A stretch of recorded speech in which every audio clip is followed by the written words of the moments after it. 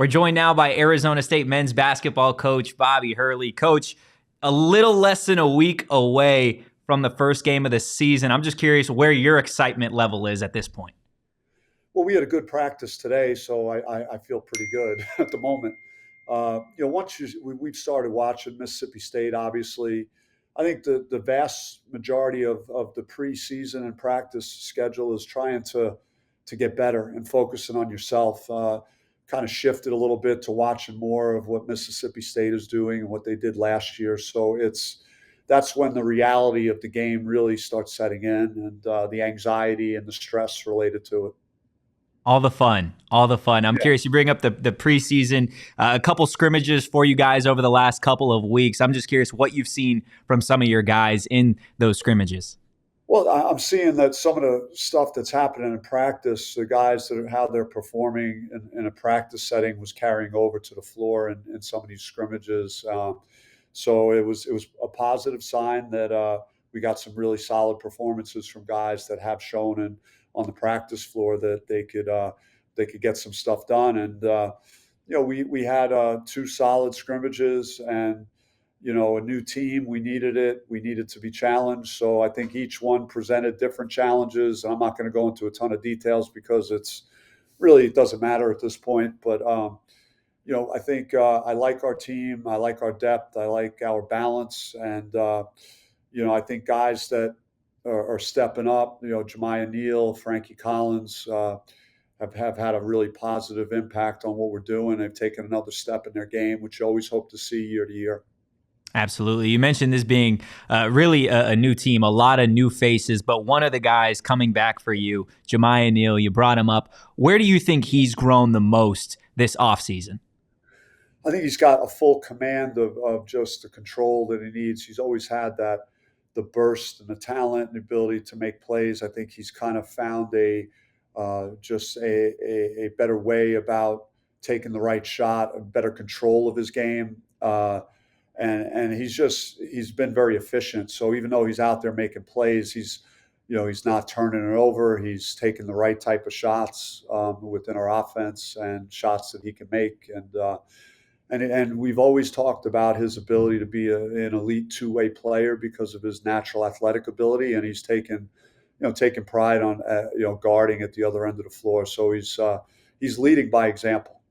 Absolutely. Some of the new guys that you have in Tempe, most notable, at least from the newest one, Jose Perez. How is he getting acclimated? Obviously, a little bit of a late addition to the roster. And what do you think he brings to this ASU basketball team?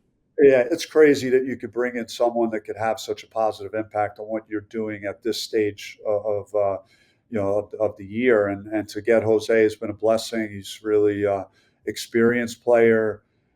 Very tough, mentally tough, plays extremely hard. I think our fans are going to love watching him compete because he's an elite competitor. And I think his teammates have liked the way he could pass the basketball, his vision, his ability to find his teammates. He's very unselfish. So all the things I mentioned are kind of who he is, but he's a very hard-nosed guy that I think will bring, a level of toughness to our team.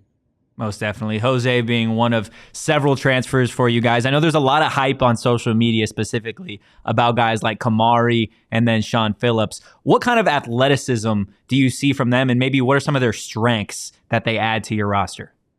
Yeah, Kamari is, again, he was a top 50 player, and he could really score the basketball, and he's proven that both in our scrimmages and our European trip that, when the lights were on, he was a guy that we could count on to put the ball in the basket. And I think he's hungry to have a really good season after last year at Louisville. And same thing with Sean Phillips, different types of players. Obviously, Sean is just a ridiculous athlete. He's, the best athlete I've probably coached, on the front court, just with his raw size, footwork, playing above the rim. He's exceptional. He's very young. He's our youngest player on our team. So, we're just going to try and insulate him with good leadership and guys that have experience. And I think he's got a chance to be pretty special here, though, if he stays the course.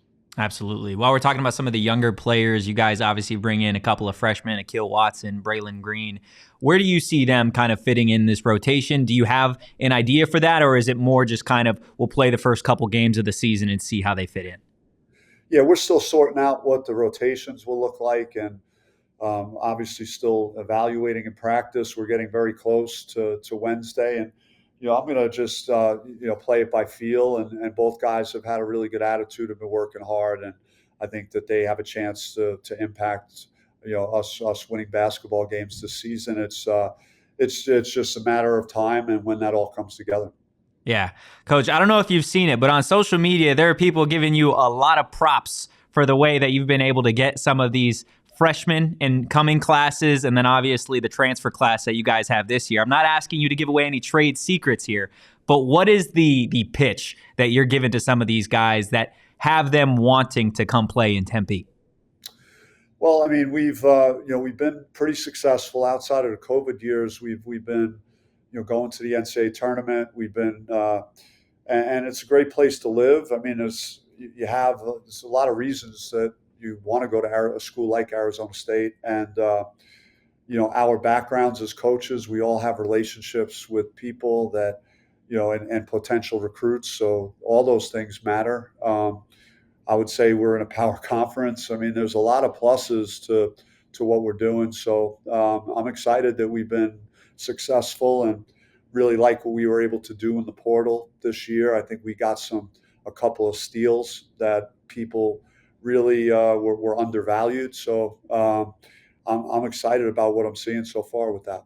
Yeah, Coach, this is the last year of at least the Pac-12 as it is right now. Have you had the chance to just kind of like sit down and think about all the memories, I guess, that you've been a part of in this conference? And is there one that maybe sticks out more than another one?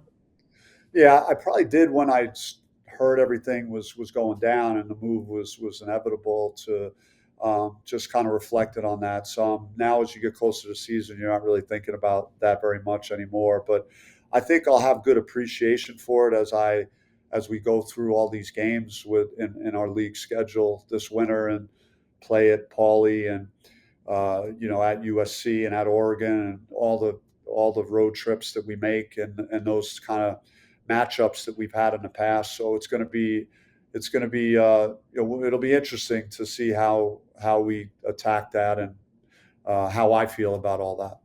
Definitely. Coach, I know we'll kind of get off topic here just a little. That's what we tend to do on the PHNX Sun Devils show. But you guys obviously went on that foreign tour this summer, saw a lot of really great things. I'm sure it was great for you and for the players to just kind of connect, being that it is a really new roster.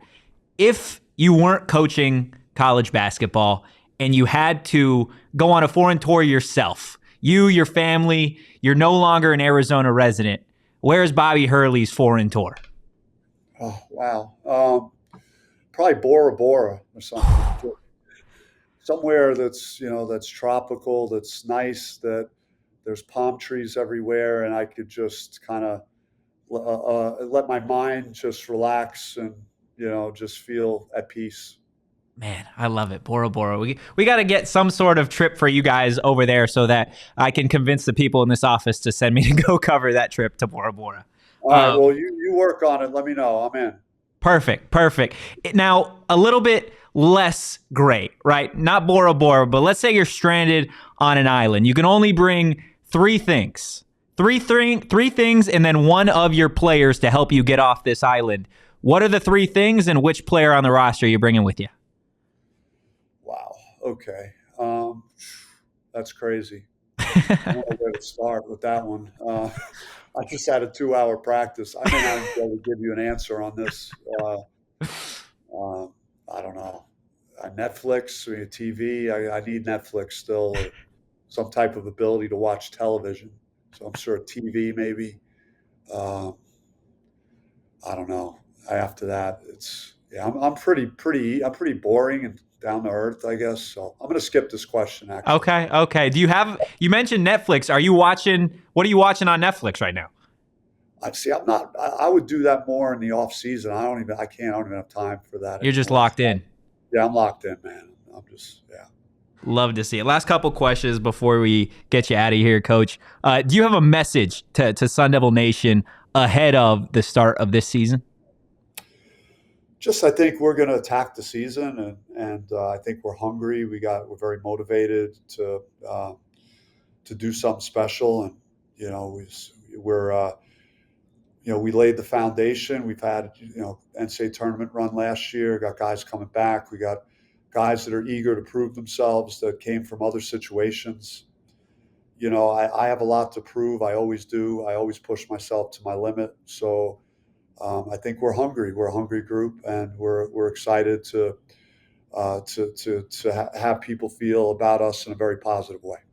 Definitely. Coach, on a little bit more of a heavier note, obviously the college basketball world lost an icon in Bob Knight the other day. I was curious what he meant to the game, and then if you have maybe a Bob Knight favorite memory. Well, it's he was a giant in the coaching profession, and someone that I admired very much, just in terms of his background and how hard he coached and how his players felt about him. A lot of his former players really appreciated how hard he pushed them, and certainly, he reminded me of my dad a lot. My dad was a very hard-nosed, discipline-based type of coach, and I think Coach Knight was every bit of that. I got to compete against him in the Final Four my junior year, and we were on the right side of that game. But I always felt like I was blessed to go against someone that was that good at what they did. And when you always watched his teams, you could see how precise they were, how good they were, how hard they played, and they valued the right things that coaches appreciate, just discipline, hard work, all those things people say, but like his teams kind of showed that to you when you watch them compete. Absolutely. Well said, Coach. Thank you for your time, and good luck this season. Appreciate it, man. Good talking with you.